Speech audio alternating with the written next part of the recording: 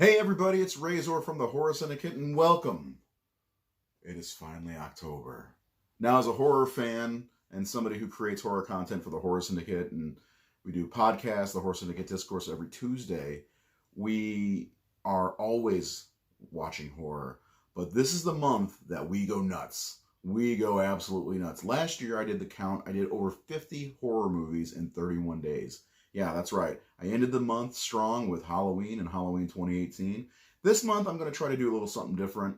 And this is the first video, so I'm going to try to document what I'm watching every day and give a little review about it. And today, I'm going to start off with some old school Universal horror, because who doesn't love some Universal horror? I mean, we've got Dracula, Frankenstein, The Creature, The Bride, The Mummy, I mean, The Invisible Man. What more can you ask for?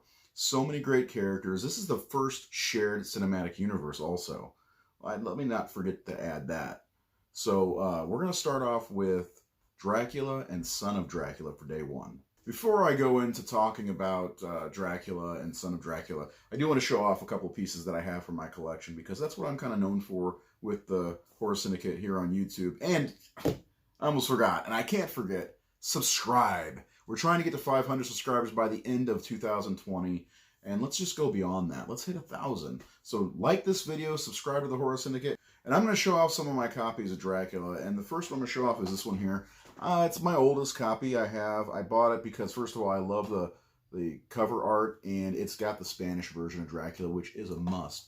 Next, we have the Legacy Collection, which I think came out in 2003, maybe. Nice set, and it's got pretty much every Dracula sequel, The House of Dracula and Son of Dracula and Dracula's Daughter, which is not great. The 75th Anniversary Edition, which came out in obviously 2006, which has a great like the beginnings of Universal horror documentary on it. So that's actually the reason why I bought that. And then I got this one because it has the digital included, the glow-in-the-dark case, and it was Blu-ray. So, gotta have Blu-ray Dracula. And then I got this last year, which is just kind of like a newer edition, the complete Legacy Collection. It's got all the same things for the most part, except for it has Abbott and Costello meet Frankenstein, which this one, the Legacy Collection, I do not think had it. So, and then, of course, I've got the 2-pack of Son of Dracula and Dracula's Daughter. Dracula's Daughter is kind of a bust, in my opinion. Kind of boring. Son of Dracula is much better. First up is Dracula from 1931. One of my favorite movies growing up. It stars Bela Lugosi as Dracula, and he basically is kind of what everybody thinks of as what Dracula is. If you look at him in the costume, the kind of tuxedo, the cape, the face, the hairline, that's what everybody thinks of when they think of Dracula. It's based off Bela Lugosi's look. And I hate to say it, but he's not the star of this show. I mean, he is. Edward Van Sloan's fantastic. But Renfield is one of the best characters. Dwight Frye steals the show. He's a madman. He's crazy. And that laugh when they open up the ship when he gets out in London, he is amazing. It's so great. One of the best moments in horror history, in my opinion. But one of the great things about the 1931 Dracula is absolutely Bela Lugosi.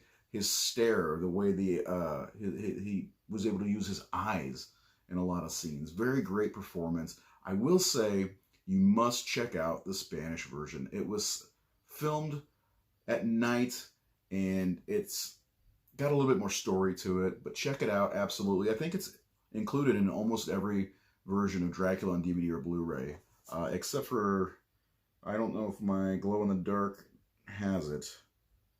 It does not. So, check that one out.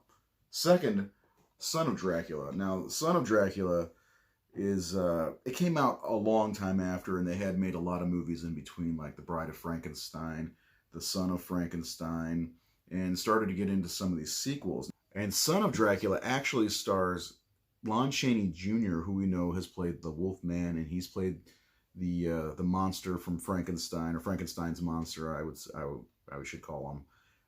But it's also directed by Robert Siodmak. I have no idea how to pronounce his name, and I feel bad for that. But this is a good movie. He actually comes to town as Count Alucard, which, if anybody knows anything, that's actually Dracula spelled backwards. And it's also Dracula's son in the popular Castlevania series. I wonder if they got that from this movie, Son of Dracula. But it's a really good movie. I mean, you've got one of the smoothest actors of the 40s in Lon Chaney Jr. acting in this film. And he, I mean, just commands the screen. He owns the room, as they say in the Friends show. But I absolutely can't wait to watch Dracula and then Son of Dracula. I've never actually done that in one sitting. I love Dracula. So I love vampires. So this is going to be a fun night. Day one, after I'm done with this video, it's off to watch some movies. So you watch some movies too. And please subscribe to the Horror Syndicate. Tomorrow, day two, I'm going to do another thing I've never done before as we continue our history of horror with Frankenstein. So I'm going to do Frankenstein from 31, Bride of Frankenstein, and Son of Frankenstein, which, spoiler alert, personal favorite. So we'll see you tomorrow. Watch horror, put down your damn phone, unless you watch this video, and subscribe to the Horror Syndicate. I'm all over the place today. I'm just excited it's October. We'll see you tomorrow.